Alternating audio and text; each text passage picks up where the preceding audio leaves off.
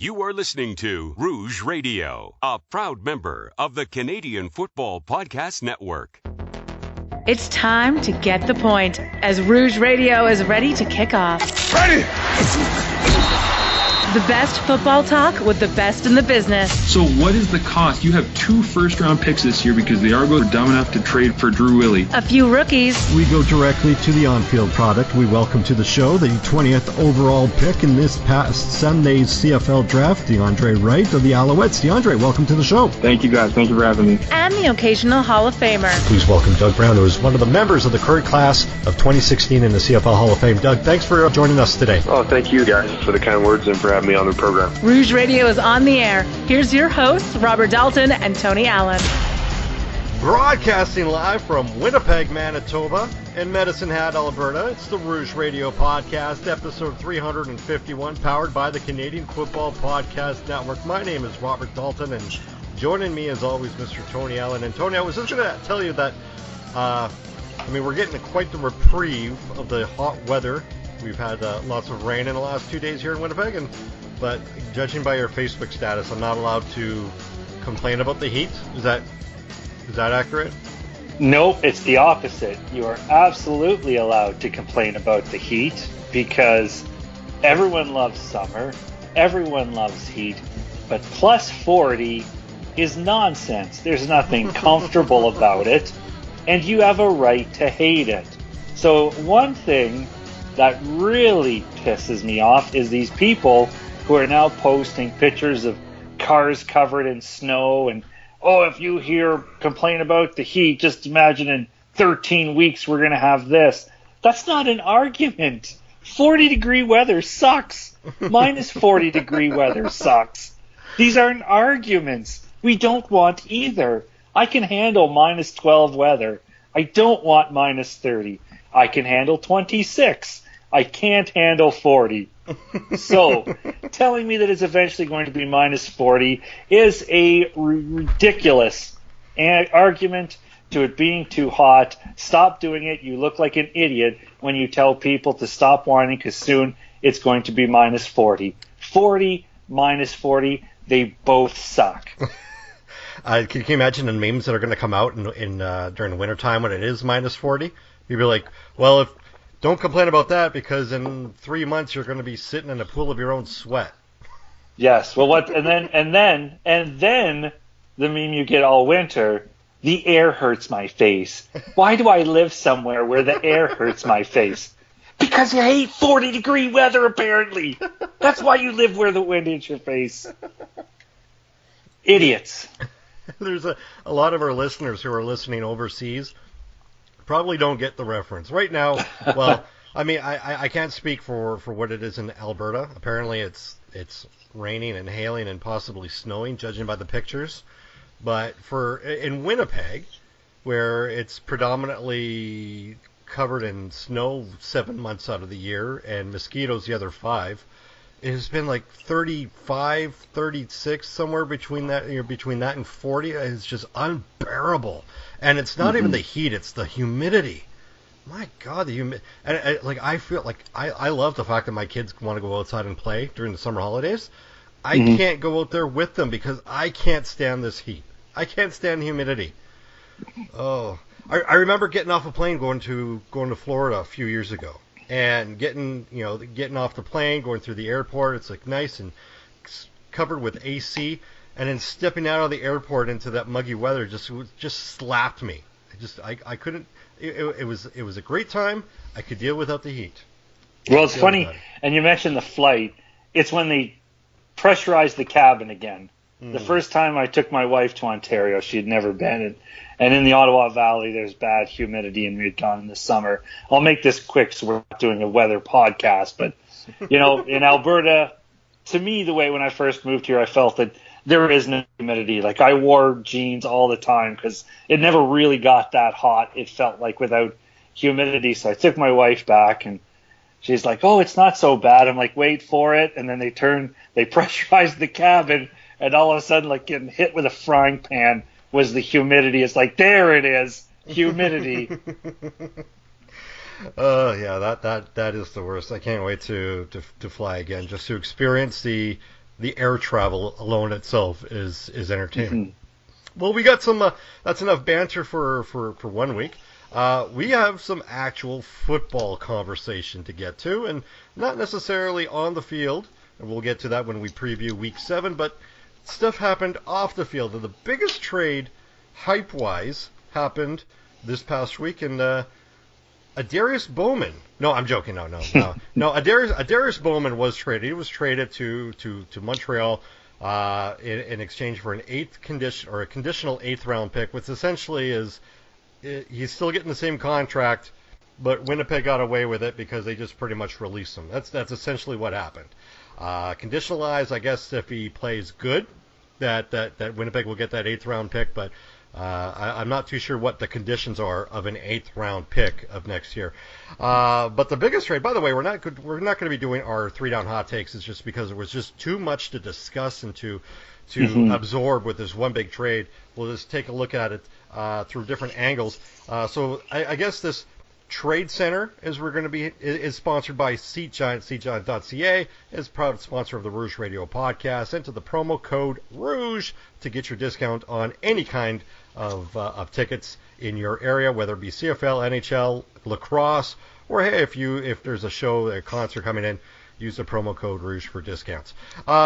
So Sunday night, there was a big trade. Justin Dunk, Dwayne Ford broke it on Twitter, announced early Monday morning that the Hamilton Tiger Cats have traded Johnny Manziel, Tony Washington, and Landon Rice to the Montreal Alouettes in exchange for 2 first-round picks, Chris Williams and Jamal Westerman. So I guess the question is, who won that trade? It's I would lean towards the Hamilton Tiger Cats, and for the most part, just the draft picks that were included in the trade. I don't know how Hamilton got those draft picks out of Montreal, and I don't know why Montreal felt they needed to throw those 2 pieces in to the trade, because you are getting a big name with Manziel, but it's certainly not proven enough. And, even to be getting the other talent, a couple of O-linemen that are going to help protect Manziel that he knows, I'm not really sure why you needed to throw in those 2 extra draft picks, especially when you're the Montreal Alouettes and currently have no future to develop in that organization. So on the surface, my initial reaction when I saw the 2 draft picks, I thought, well, I'll give the edge to the Tiger Cats in this one. At first glance, I thought that Montreal got fleeced in this deal. And then in every passing hour that happened, you take the names out of it. If I would have told you a backup quarterback, 2 offensive linemen were traded in return, a former All-Star defensive end and a former All-Star receiver, as well as 2 first-round picks. Take the names out. Taking those, it does not look good for Montreal. However, when you take a look at the fact that it's Johnny Manziel, and I'm not blowing any kind of smoke up his arse, to say the least. I'm not saying that he's going to be the next best thing since sliced bread. I'm just saying the hype machine alone is enough to build some kind of atmosphere, a great atmosphere in McGill Stadium, something that we probably haven't seen there since the days of Anthony Calvillo. Off the field be damned, or on the field be damned. Off the field, this is great for ticket sales. It's something that Montreal has really needed. The one thing that I really don't get is the fact that the first round picks that were involved. The Montreal Alouettes do not pick again till year 2022 in regards to the first round. And the fact is, what's Johnny Manziel going to be doing in 2020? I highly doubt that he is going to be still in the CFL at that point. So you've just mortgaged your future for a guy that, whether he craps the bed or whether he plays lights out, because if he craps the bed, you're definitely not going to keep that guy around. And if he lights it out or lights it up, guess where he's going to go? He's going to go to the NFL. I mean, NFL scouts are already inquiring about him, about his attitude. And as much as from what I hear, his attitude has been spot on, needed to be in regards to the CFL. So I'll give him kudos. I don't like the trade for Montreal, not necessarily because of what they got. It's more so what they gave up. So I guess, I mean, is this I mean, does this kind of be like, is this Johnny Manziel's team? I know everybody in the media on Twitter is going to be like the success and the stress and whatnot and everything in the Montreal organization now relies on the shoulders of Johnny Manziel. Is it fair? Is it fair for this guy to have all that burden on his shoulders? I think it's fair to make the assumption that Montreal wants to eventually give the ball to him. Drew Willie hasn't been the quarterback we thought he was going to be for the last couple of years, and maybe we're seeing glimmers of hope here and there, but it's obvious Montreal does not want to go with Drew Willie moving forward. When the trade went down, I'll wait to elaborate, but on something else I wanted to bring up. But going back to your question, is it fair? Yes, I think Montreal does intend to give the ball to Manziel full time.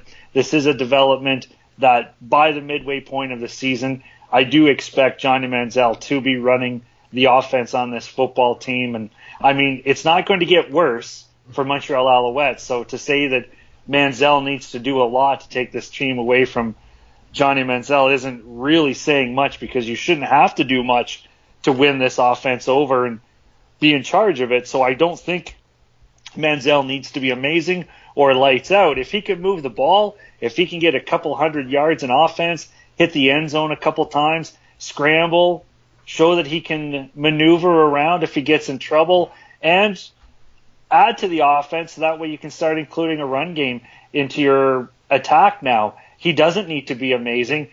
It's not fair to expect him to win football games, but it is fair to expect that if he puts up decent numbers and keeps the Alouettes offense on the field and the defense off of it, that he could be in control of his football team well into Labor Day weekend. I think I just can't get over the draft picks involved. But I had something to say, and it just kind of trailed off on me. Well, I'll take it from I can tell you my reaction from the Tiger Cats side too, because when the trade went down, obviously, because it's been the stigma with Johnny since he's come into the Canadian Football League, we need to trash this guy. We need to trash him constantly, incessantly. It has to be nothing but negative media towards Johnny Manziel every single chance we get. If he sits on the sideline, we have to criticize him. If he gets into the game for the preseason, we need to criticize what he does in the preseason. If someone speaks well of him, we need to criticize that mentality that Johnny Manziel might be something good. If people are talking about Johnny Manziel, we have to make it negative that we talk about Johnny Manziel. The problem here is if a player is good in the Canadian Football League, if the player is somebody in the Canadian Football League, we will talk about it. That is our job. For people to continually tweet out, oh, are we talking about Johnny Manziel again? Yes, because he's a Canadian Football League quarterback. The same we talk about Bo Levi Mitchell. The same we talk about Manny Arsenault. The same we talk about Trevor Harris. The same we talk about Andrew Harris. They're all in the CFL. Whether you like Johnny Manziel or not, he is a CFLer. Deal with it. He is in the Canadian Football League. He is 100% a Canadian Football League player. So we talk about him because that's what the Canadian football community does. We always talk about Travis Lulay when he came back. When John Jennings was not doing well, we still talked about him every time we talk about the BC Lions and the West, because he's a football player in the Canadian Football League. So we need to stop using that as a crutch for a reason to complain about Johnny Manziel. If you don't like him as the human he was and what he did in the past, that's okay. You can hate him for that. But to be always tweeting out, oh my God, are we talking about Johnny Manziel again? Yes, because he plays in the Canadian Football League. And that's what you do. You talk about its players. That's how it works. Welcome to sports. I'm sorry your first day wasn't good. But moving forward after that, Johnny Manziel in Montreal, the reason why I thought that was an impact on the Tiger Cats is because trying to calm myself down here and make it properly about the Ticats side of that trade. You have a Jeremiah Masoli who's now lost 2 football games in a row, and he didn't look like the same Jeremiah Masoli. We were looking for those 300 yards. But at the end of the day, he lost to a Saskatchewan Roughriders team that he should not be losing to. And he did not look that great in his last week appearance against those Roughriders. We were always under the assumption we were never going to see Manziel unless Jeremiah Masoli has such a gigantic lead they can put him in at the end of the fourth quarter. We've never contemplated, wait a minute, what if Masoli poops the bed? But he was passing for 300 yards a game, so it was the only fathomable reason Manziel could ever get into a game. And then when I watched that Tiger Cats game last weekend, I thought, holy shit, what if Manziel gets in because Masoli starts pooping the bed? And now you've taken the closest thing they have in Hamilton to a safety net behind Masoli and sent him to Montreal. So what do you have now in Hamilton? What happens if it turns out Masoli's not playing well? That flyer you took on Manziel, who still has NFL experience, who was still one of the best quarterbacks in NCAA football, is now gone. Who do you have there? What if Masoli gets hurt? What if it turns out he can't win games the way we thought he would? Maybe if he's cracking. I'm not saying he is. Don't say I'm implying he is. I am just saying what happens now. What do you have as a backup quarterback that made you so confident and so sure that you were fleecing the Montreal Alouettes by getting rid of your backup quarterback? I'm so glad that you thought about that, because or you mentioned that, because I thought about that earlier today. Is because, I mean, what was one of the things that we were talking about when we were doing our 9 teams in 9 weeks? I mean, that when we had Josh Smith from the Podsky Wee Wee podcast, and I asked him, well, what are you going to do for your backup quarterback? He brought up Vernon Adams. Right off the bat, he was like, he was looking forward to seeing Vernon Adams. He ended up being released. Now, Johnny Manziel is not even an option there, right? So, granted, they have that those 2 first-round picks in 2020 and 2021, but what are they going to do if Jeremiah Masoli falters? I'm not going to say continue to falter, because I think those last 2 games are more on the team concept as opposed to the player itself. But what if he falters? What if he gets injured? I mean, you hit the nail on the head. The Hamilton Tiger Cats don't come away smooth as much as we like them to appear to be, because of the other end of this trade, and being Kavis Reed, who happens to be, probably a step below Joe Mack in regards to GM. But the Hamilton Tiger Cats, granted, they've now solidified certain holes, but I think they've created a big hole in doing this. I mean, to me, here's the thing, like, if you are running the Tiger Cats, you thought, you know what, we can get rid of Manziel because we have Dane Evans. Yeah, and now they've re-added Brian Moniz as a third stringer. That in itself, I mean, who knows? I mean, I thought, as a Bomber fan, when Matt Nichols went down, I thought the Bombers, I mean, granted, I know I said otherwise, but I thought they were screwed with Chris Streveler. There was no way that you're going to go into the first 4 to 6 weeks with Chris Streveler, Alex Ross, and Mitchell Gale and come out smelling like roses.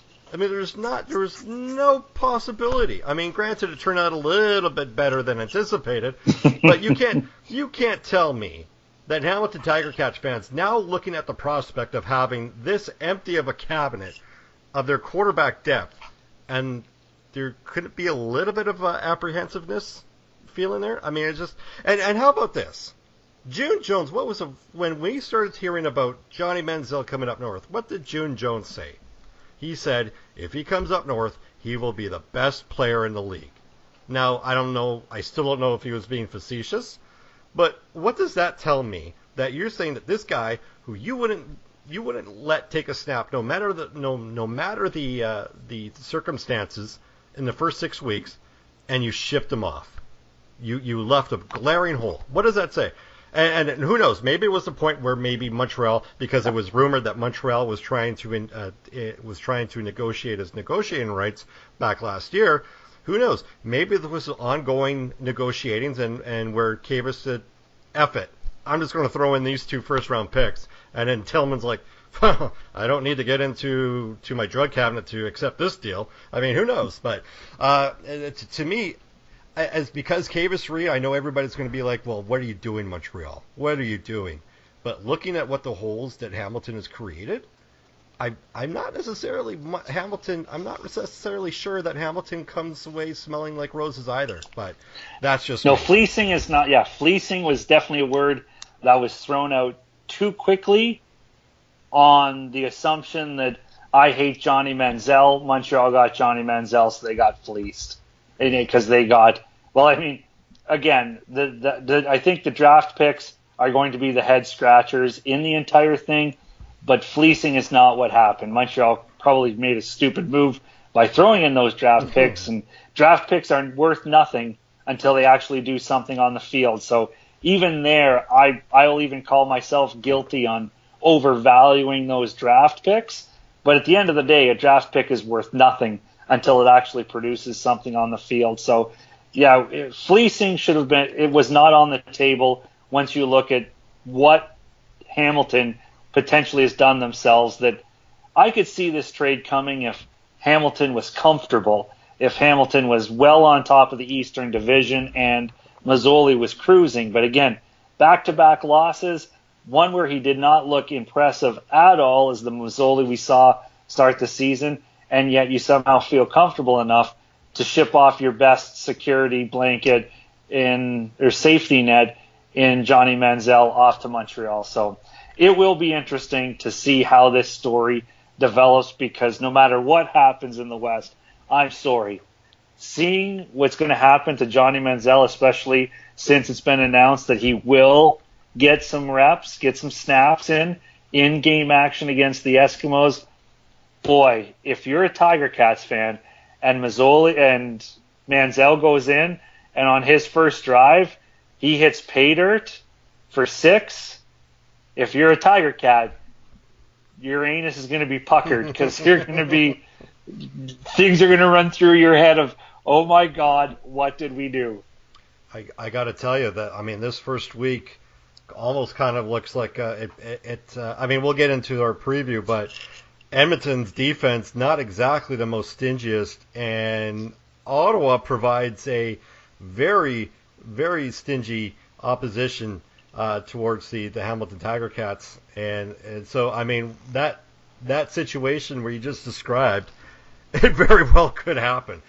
Before we get to our week 7 preview, Tony, what happened? Who got your notification, or who stuck in your mind as this week's magnificent bastard? Oh my God! #1! Seinfeld, you magnificent bastard! It was probably the best ending. It came in probably the best ending of week number 6. Might be debatable if you want to, but I thought that BC-Ottawa game was fantastic to watch.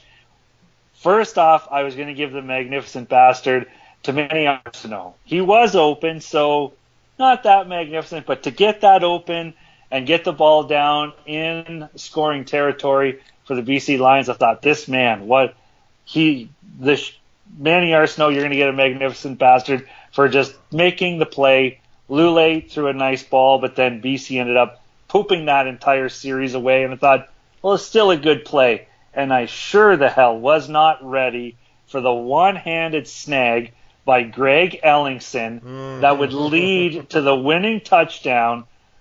I was flabbergasted. We weren't quite into the Breskinen, is that his name? Because I don't say it. Breskinen. It wasn't in his territory, but for an underthrown ball, and Ellingson to be able to reach back, one-hand that thing, pull it in such a clutch moment that then set up a huge run, getting the ball down inside of the 5. I thought, Greg Ellingson, you magnificent bastard. It wasn't in Juwan Breskison level, but you know what else level it wasn't? It wasn't Ryan Smith and Drew Willie, that Matt English catch from a couple of years ago. Hey, I'm glad you brought up that game. I didn't put it in the itinerary because I completely forgot about it. But did you catch the game? Or obviously you caught the game. Ty Long, the punter for the BC Lions.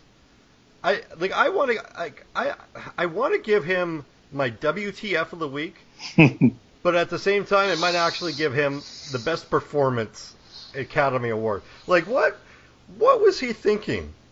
Like,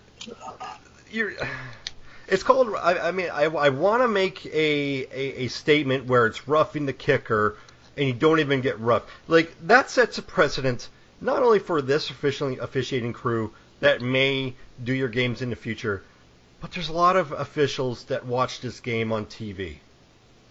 So you are setting yourself for, unless you get decapitated, there's not going to be a roughing the kicker call against you. And this isn't the first time that he's done it in his career. This isn't the first time that he's done it this year. Like, if you're making that much of a consistent play where the whole thing that you're known for is to overcompensate a roughing the kicker where a guy didn't even touch you, and don't get me started on these extra challenges, because Rick Campbell had to waste his challenge based on that alone. But I mean, if I had to, and I didn't set it up, but Ty Long, you get my WTF for this week. And it's not a well-planned rant because I completely forgot about it until you brought up that game as your magnificent bastard. Let's get into our Week 7 predictions as we begin tomorrow night. We're recording Wednesday, July 25th, 2018. Tomorrow night in Montreal, the Edmonton Eskimos face off against the 1-4 Montreal Alouettes. Tony, where do you see this one going? Oh, man, I got to tell you. There's so many ways I want this to go, but I think at the end of the day, I'm going to side with the Eskimos. I feel like this is a grumpy Eskimo team, and I don't know why, because they haven't played bad. They've just found themselves in close football games or closer than they need to be, but overall not a bad Edmonton Eskimos team, but one that feels it could be much better. And because Montreal isn't going to go with Manziel right out of the gate, I'm not really sure what kind of offense that Montreal is going to throw at the Eskimos.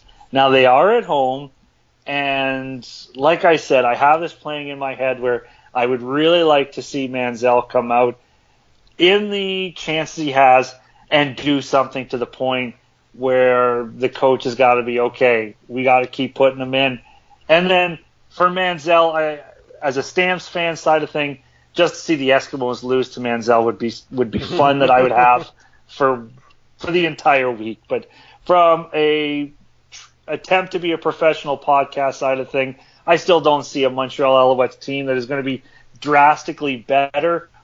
If I do think Manziel does well, that's one thing, but to feel he's incorporated the entire Montreal playbook now after needing to get the Tiger Cats playbook, now he can barely probably understand or grasp the concept of the Canadian Football League in general. Now he's learning his second playbook in just 7 weeks. So I doubt he's ready to go in that Montreal offense, even to Darius Bowman. Who knows how he's going to be ready to go in that offense. So Edmonton is still the better football team, not even on paper, just in reality, in real life. So I'm going to take a 30-15 win for the Eskimos in Montreal. What's going on in Montreal is a mess. I mean, I'm not going to say it on air that they're a dumpster fire. I'll leave that for Twitter for all the laughs and likes and retweets. But when you take a look at what they've done is not going to be an overnight fix. What's happening and what the moves that they made, for it to work, is probably going to take another week or two. And if Edmonton was coming in the way that they were playing in a week or two, I probably would have given the Montreal at least to cover the spread, if not to win outright. Looking at what Edmonton is doing, coming off the bye, they're well rested. They seem to be getting a lot of healthy bodies back. CJ Gable will start. But I want to focus on what Montreal isn't starting. They're not starting their leading tackler, their leading sack getter, and Jamal Westerman, who fresh off a 2-sack game against Calgary. They're not going to have Chris Williams, who was probably only effective 1, maybe 2 games this year. They're not going to have a Darius Bowman. He's not going to be playing this week. And they're going to have a new guy starting in Vernon Adams with Johnny Manziel. That's a lot of what ifs. That's a lot of things missing. And as much as we think that Vernon Adams is better than Drew Willie, and he very well could be in his career, let's call a spade a spade. He probably is right now. But there's a lot of what ifs for this Montreal team to say that they're going to come out and beat a team that's led by Mike Riley, that has receivers like Duke Williams, that has receivers like Darrell Walker, guys on the D-line like Alex Bazzi or Kwaku Boateng. I think he might even be playing. I can't remember seeing the depth chart. There's just so much things working against Montreal as opposed to working for Edmonton that I just cannot take a team that is facing Mike Riley, even if it is at home. So I'm going to take Edmonton as well in this game. Not the score that you predicted, but it's going to be a little bit closer. I'm going to take them 25-19 as we go on to the next game. The Winnipeg Blue Bombers host the Toronto Argonauts. I'm just going to start off saying that I really do think that Winnipeg's going to win this one, but I'm going to predict that Toronto does. No James Wilder Jr., no Dexter McCluster.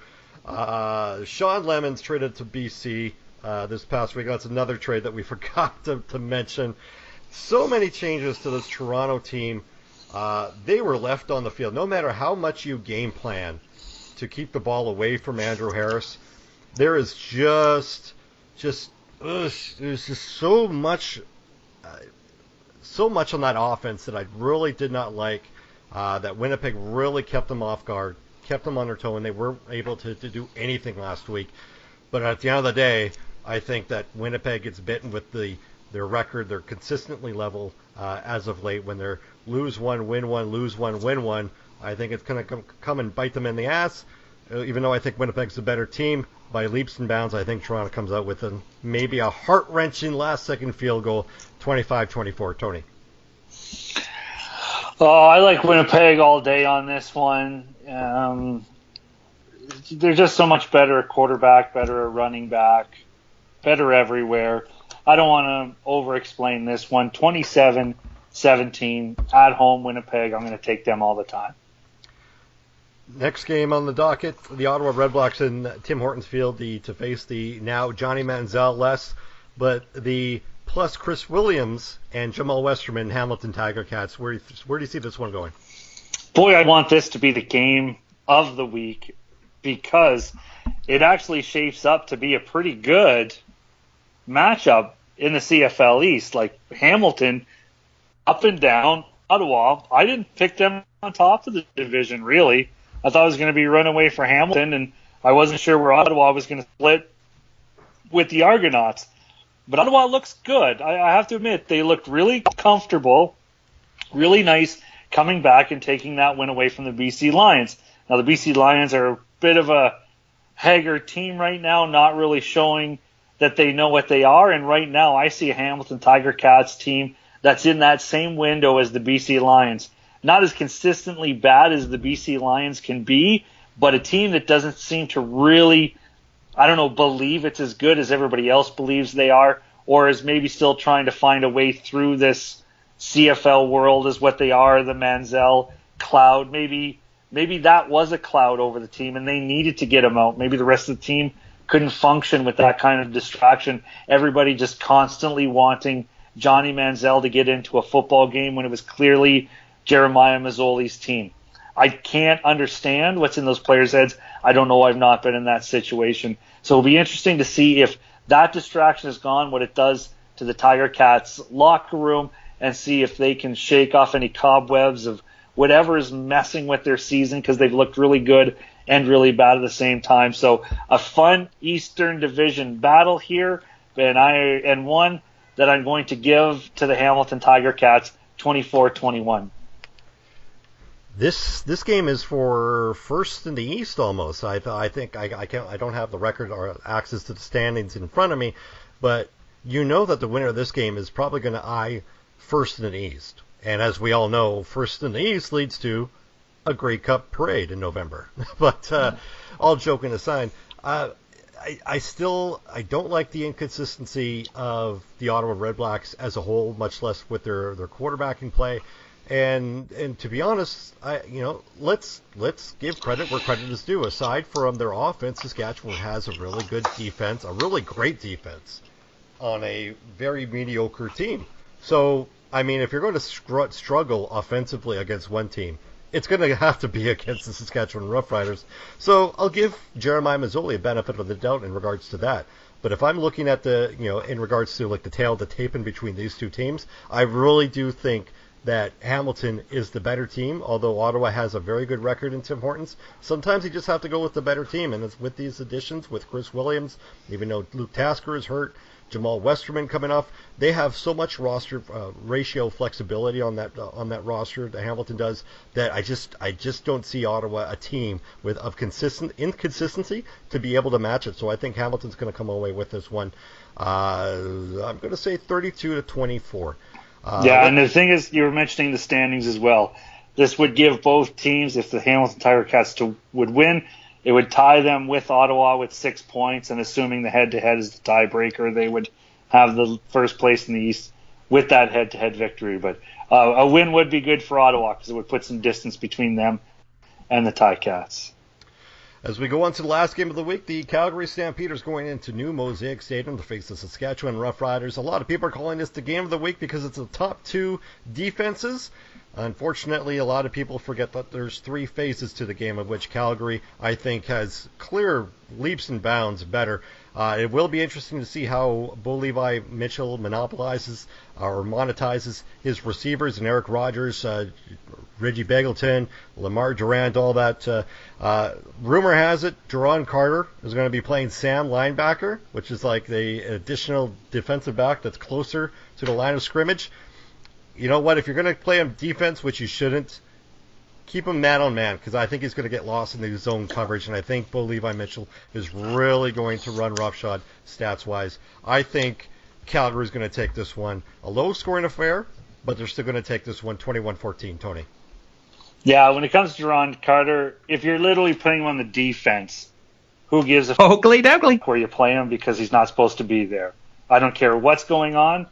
Don't play him there. It's dumb. It's dumb. It's dumb. I don't care how you've justified it in your head. Do not play Jerron Carter on the defense. That is not where you need him. He needs to be on the offense. He makes your offense greater. Do not dumb down your offense to bring your defense from bad to average and take your offense from great down to good.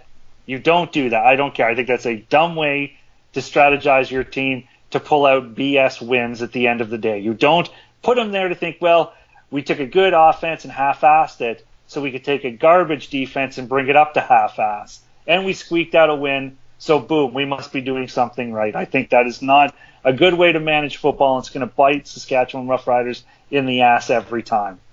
And I don't even know why I'm swearing so much this week.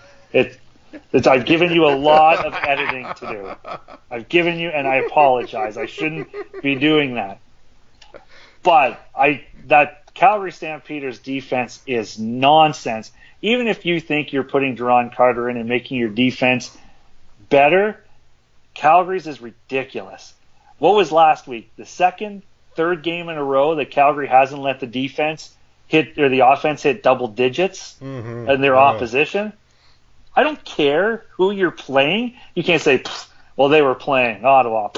They were playing Montreal. It's like, you didn't even let them get 2 touchdowns. You didn't even let them get 4 field goals. What? That's nonsense. So good luck taking away your offensive weapon to score on a defense that doesn't allow points. So you're going to take the guy that scores points and take him away from a team that already doesn't give up points. You're helping out the Stampeders simply by taking your best offensive player off the field. I'm going to harp on this probably every week until they smarten up. But I don't care how we're winning. Yeah, you don't get by through an entire season into a Grey Cup because you're doing the bare minimum you need to squeak out wins every single week. Who knows what's going to happen when Calgary plays Saskatchewan? They're not in the same battle for the first like they used to be a few years back, but who knows what's going to happen when those two teams play, because emotions take over intelligence. It trumps smarts. It trumps composure. I can't know what's going to happen when those two teams see each other because they don't like each other.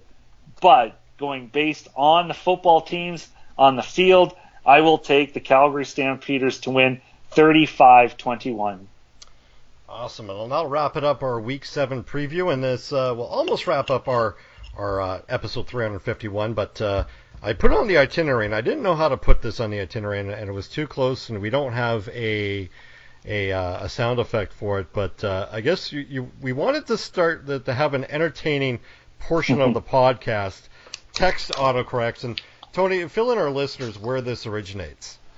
Well, what happens is I am horrible. I don't know how every cell phone works. I use Samsung. Now with a Samsung, if I receive a text and I'm on another screen, it will pop up at the top saying, Tracy texted you. So then sometimes I can go up to that little bar and text Tracy back. And just because Tracy's on that little bar on the top of the screen, that does not necessarily mean that is the last text message open in my messages. So what I love to do, apparently, is forget that just because I saw the message pop up, I go into my messages and immediately respond to whoever popped up in my text window without looking at who that person is. And it would seem 9 out of 10 times it's Daltz. So poor Daltz on a regular basis gets texts like, kids are asleep, it's all good. And then I get text back, excuse me, what? Is this for Tracy? And even on occasion I've received them from Daltz, which would make me believe Daltz also falls victim to the same thing I do. Or I don't know if it's similar, but it did make me propose to you that we need to have just a segment called like, who are you texting? That's just what the segment called, who are you texting? Because I don't know how many people get the wrong text from me all the time. I love the fact, like that's a good segment that we could have. Like a good portion of them, they're funny when they come out of nowhere, but out of context, you're like, okay, this literally could be for me.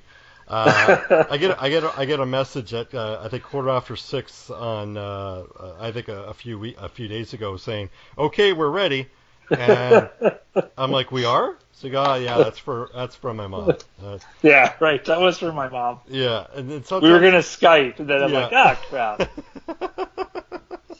Don't. Well, actually, for Skype, it's not that difficult. So Skype doesn't really haunt me enough as the texting through the Samsung phone. But I was just texting my mom that I was ready to Skype. I'm like, oh, ready, and you're like, and the funny is that's what happened. We were just texting about possible guests for the show or ideas, and then my mom pops up on the little screen at the top, I'm ready. So because I'm stupid, I go into my messages and text, okay, we're ready too, but it's on your thread, not the one that I've been talking with my mom. So I do it all the time, and I forget the last one I got from you was maybe when you were on vacation, and I think you were texting your wife some sort of joke or something, because I just got a bunch of LOLs or something, or laughter, and it's like, what's so funny? Oh, sorry, that was for Aaron. Oh, I'm gonna have to. I'm really gonna have to go through that. Well, that'll wrap it up for episode 351 of the Rouge Radio podcast, powered by the Canadian Football Podcast Network. Little mention of our fundraising for Canadian Diabetes Association after the night that Matt Nichols had last week. Our own donation is $10, so we are up to a total of $185 at the end of the regular season. Tony, any final thoughts? My final thought just goes to the video games we'll be giving away this week through our Twitter account. I haven't had a chance to check, but Canuck Play, I believe they're called, is the company based out of Peterborough that's designed a video game of Canadian football rules. Now, it's not officially licensed by the Canadian Football League, but if you've wanted to play on a Canadian-sized field with Canadian rules, they have made a game for you, and they've given us a couple of passwords, a couple of keys, they are called, to download the game, which launches on July 31st. So at first I'm like, oh, there's so much we could do with this because I love contests, and I realized, wait, I'm not in radio anymore. We're a podcast, and we have to use Twitter. So we'll be just looking to spread our name around the Twitterverse, and it's just good old-fashioned retweets, and retweets when we send out one based on, if you want this game, retweet. We may ask you a question along the tweet just for fun, but make sure you get out there and retweeting the show. And based on those who we can message and follow and see your names of and put your name into a draw, we're going to give you a chance to win one of 2 of these keys to download the Canuck Plays Canadian football game for your Xbox or PlayStation, whatever you have. Yeah, I can't wait for that. July 31st next week. It'll be launching through Canuck Play. I'm just going through the texting thread. Mm-hmm. There's another one. Out of nowhere, Tony texts, I heard 2. Maybe I'll peek outside. Yeah, Tracy texted me. There was a noise. I was downstairs watching a movie or something. Screen pops up. Bloop. Oh, Tracy heard she's annoyed outside. So I went outside, looked around, nothing, came back in, opened my messages, texted that. Ah, crap, that's Daltz again. And I'm the worst at it, because going back to probably that one, I think I'm already up 2-0 in the who are you texting contest. Oh man, I'm still trying to go through, and this is live podcasting for people. We're reading text. Well, that'll wrap it up. Like I said, episode 351 of the Rouge Radio podcast. Now time to end it with a dad joke. Tony, are you ready? Let's do it. All right, you know which one I'm gonna have. I don't know. Was it on your Facebook? I'll probably hit me when I hear it. All right. I hate when people ask how I see myself in 2 years. I don't have 20/20 vision. That sounds familiar. For Tony, I'm Daltz. Thanks for listening. We'll see you next week. Thanks for listening. Find more great shows like this at CF Pod Network on Twitter.